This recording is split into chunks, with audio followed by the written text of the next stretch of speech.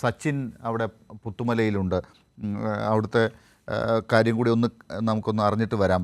സച്ചിൻ, ഇപ്പോൾ അവിടെ നേരത്തെ ബ്രിഗേഡിയർ മോഹനൻപിള്ളയൊക്കെ ചൂണ്ടിക്കാട്ടിയതുപോലെ ഒരു ലോകം കാണാത്തൊരു കാഴ്ച കാണുന്നൊരു കോണിലാണിപ്പോൾ നമ്മൾ കാഴ്ചകൾ ലോകത്തെ കാട്ടിക്കൊണ്ടിരിക്കുന്നത്. ഇങ്ങനത്തെ ഒരു കാഴ്ച ലോകം കാണുന്നില്ല, ലോകത്തിൻ്റെ ഒരു ഭാഗത്തും ഇല്ല.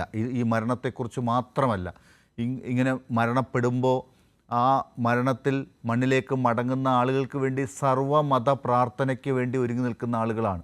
വേറെ എവിടെയെങ്കിലുമൊക്കെ ആണെങ്കിൽ ഒരു പക്ഷേ അവിടെ ഒരു പ്രത്യേക സമുദായം മാത്രമായിരിക്കും അങ്ങനൊരു കൂട്ടമരണത്തിലേക്കൊക്കെ പോകുമ്പോൾ ഉണ്ടാകുക എന്നുള്ളിടത്താണ് ഇവിടെ മരണപ്പെട്ടാൽ അതിൽ എല്ലാ മതക്കാരുമുണ്ട് ഒരു കൂട്ടമരണം ഉണ്ടാകുമ്പോൾ എന്ന് ലോകം കാണുന്നൊരു കാഴ്ച കൂടിയാണ്.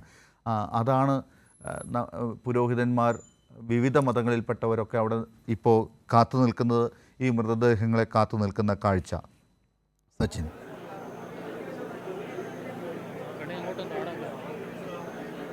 ലാൽ, മൃതദേഹങ്ങൾ മേപ്പാടിയിലെ PHCയിൽ നിന്നും പുത്തുമലയിലേക്ക് പുറപ്പെട്ടിട്ടുണ്ട്. ഏതാനും നിമിഷങ്ങൾക്കകം ഇവിടെ എത്തിച്ചേരും. മന്ത്രിമാരുടെ ഒരു സംഘവും ഇവിടെ എത്തിച്ചേർന്നിട്ടുണ്ട്. മന്ത്രി K Rajan, OR Kelu, AK Saseendran അടക്കമുള്ള മന്ത്രിമാർ ഇവിടെയുണ്ട്. മന്ത്രി മന്ത്രി OR കേളു മിനിസ്റ്റർ നമ്മളെ കൂടെ ചേരുന്നുണ്ട്. മൃതദേഹങ്ങൾ അവിടുന്ന് പുറപ്പെട്ടിട്ടുണ്ട്.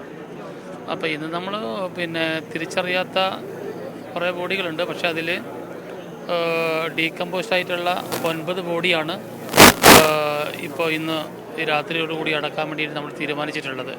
ഇപ്പോൾ എല്ലാ നടപടിക്രമങ്ങളും പൂർത്തീകരിച്ച് ഇപ്പോൾ മേപ്പാടി ഹോസ്പിറ്റലിൽ നിന്ന് വണ്ടി കയറ്റി പുറപ്പെട്ട് കഴിഞ്ഞ് ഏതായാലും 9 ബോഡി ഇവിടെ കൊണ്ടുവന്ന് ഒരു സർവ്വമത പ്രാർത്ഥനയ്ക്ക് ശേഷം അടക്കാനാണ് ഇപ്പോൾ പൊതുവായിട്ട് തീരുമാനിച്ചിട്ടുള്ളത്.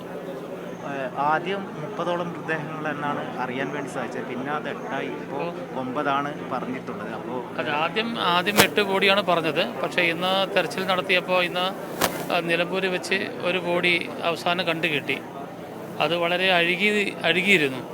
വളരെ അഴുകിയത് കൊണ്ടാണ് പിന്നെ നാളേക്കത് വെക്കാൻ വേണ്ടി സാധിക്കില്ല എന്ന് മനസ്സിലാക്കിയതിൻ്റെ അടിസ്ഥാനത്തിലാണ് അതിൻ്റെ ഇൻക്വസ്റ്റ് കൂടി പൂർത്തീകരിച്ച് 8ൻ്റെ കൂടെ ഒന്നുകൂടി ഇപ്പോൾ വന്നത്. അതിൻ്റെ ഒരു കാലതാമസം ഉണ്ടായി. പിന്നെ നമ്മൾക്ക് ഈ ഭൂമി വിട്ടുകിട്ടുന്നതിന് വേണ്ടിയുള്ള നടപടിക്രമം ഇന്ന് ചീഫ് സെക്രട്ടറി ഒരു 6 കൂടിയാണ് ഉത്തരവായിട്ടുള്ളത്. അപ്പോൾ അതിൻ്റെ ഒരു കാലതാമസം വന്നതുകൊണ്ടാണ് ഈ ബോഡി അടക്കാനുള്ളൊരു സമയം വൈകിയിട്ടുള്ളത്. മറ്റ് വിഷയങ്ങളൊന്നുമില്ല.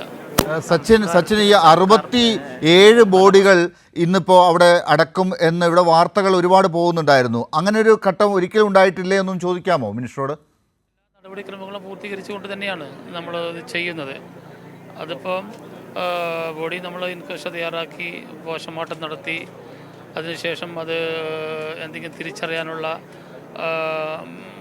ഇതൊക്കെ നമ്മൾ രേഖപ്പെടുത്തി അതിനുശേഷം നമ്മുടെ ബന്ധുക്കൾക്ക് തിരിച്ചറിയാനുള്ള അവസരങ്ങൾ കൊടുത്ത് ഈ കടമ്പകളൊക്കെ കഴിഞ്ഞതിന് ശേഷമാണ് നമ്മൾ ഈ ആരും തിരിച്ചറിഞ്ഞിട്ടില്ല എന്ന് ബോധ്യപ്പെടുന്ന അതിൻ്റെ അടിസ്ഥാനത്തിൽ നമ്മൾ പൊതുവായിട്ട് പൊതുമശാനത്തിൽ അടക്കാൻ വേണ്ടി തീരുമാനിച്ചിട്ടുള്ളത്. ഈ 67 മൃതദേഹങ്ങൾ ഇന്ന് സംസ്കരിക്കും എന്നൊക്കെ വാർത്തകൾ പ്രചരിച്ചിരുന്നു. അതിനെപ്പറ്റി വല്ലതും അറിഞ്ഞത്? ഇല്ലില്ല, അത് ഇപ്പോൾ ഡീകമ്പോസ്റ്റ് ആയിട്ടുള്ളത് മാത്രമേ ഇന്ന് നമ്മൾ അടക്കം ചെയ്യുന്നുള്ളൂ. ബാക്കി എല്ലാം കൂടി നാളെ 4 മണിക്ക് നമ്മൾ ഇവിടെ തന്നെ അടക്കം ചെയ്യും. അതിനിപ്പോൾ എത്ര എണ്ണമുണ്ടത്? ഏത് നാളെ ഇനി ബാക്കിയുള്ളത്? നാളെയുള്ളത് ഇപ്പോൾ 30 ബോഡികളാണ് നമുക്കുള്ളത്. ഇപ്പം ശരിക്കും പറഞ്ഞു കഴിഞ്ഞാൽ നമുക്ക് ഉരുൾപൊട്ടലുമായി ബന്ധപ്പെട്ടിട്ട് ഇപ്പോൾ തിരിച്ചറിയാൻ ആകെ കിട്ടിയുള്ള ശരീരഭാഗങ്ങൾ 160ആണ്. അതിൻ്റെ പോസ്റ്റ്മോർട്ടം നടപടിക്രമങ്ങൾ പൂർത്തീകരിച്ചത് 156 നമ്മളിപ്പോൾ പൂർത്തീകരിച്ചിട്ടുള്ളത്. അതും പിന്നെ നമ്മൾ ബന്ധുക്കൾക്ക് നമ്മൾ വിട്ടുകൊടുത്തത് 171. അപ്പോൾ തിരിച്ചറിയാത്ത ഈ മറ്റേ പാർട്സ് ബോഡികളും മറ്റു കാര്യങ്ങളെല്ലാം കൂടി നാളെയാണ് അടക്കം ചെയ്യുന്നത്. മേപ്പാടിയിലെ ആശുപത്രിയിലാണല്ലോ സൂക്ഷിച്ചു വെച്ചത്? അതെ, മേപ്പാടി ഹോസ്പിറ്റലാണ് നമ്മൾ സൂക്ഷിച്ചു വെച്ചിട്ടുള്ളത്. ലാൽ, ഇത്തരത്തിൽ കൃത്യമായി സർക്കാർ എല്ലാ നിബന്ധനകളും പാലിച്ചുകൊണ്ടാണ് ഈ സംസ്കാര പ്രവർത്തനങ്ങൾ നടത്തിക്കൊണ്ടിരിക്കുന്നത്. ഇതിൽ മിനിസ്റ്ററെ ഒരു വലിയ കാര്യം, ഈ സന്നദ്ധ പ്രവർത്തകർ വലിയൊരു സാന്നിധ്യം എല്ലാ മേഖലയിലുണ്ട്. ഇപ്പോൾ സംസ്കാര ചടങ്ങിലും ഡിവൈഎഫ്ഐ യൂത്ത് ബ്രിഗേഡ് അടക്കം സജീവമായി രംഗത്തുണ്ട്. അതെ, തുടക്കം മുതൽ നമ്മൾ വയനാട്ടിലെയും അതേപോലെ തന്നെ പ്രത്യേകിച്ച് ചൂരൽമലയിലെയും പൊതുസമൂഹം തന്നെയാണ് രക്ഷാപ്രവർത്തനത്തിൻ്റെ ഏറ്റവും മുമ്പിലുണ്ടായിരുന്നത്.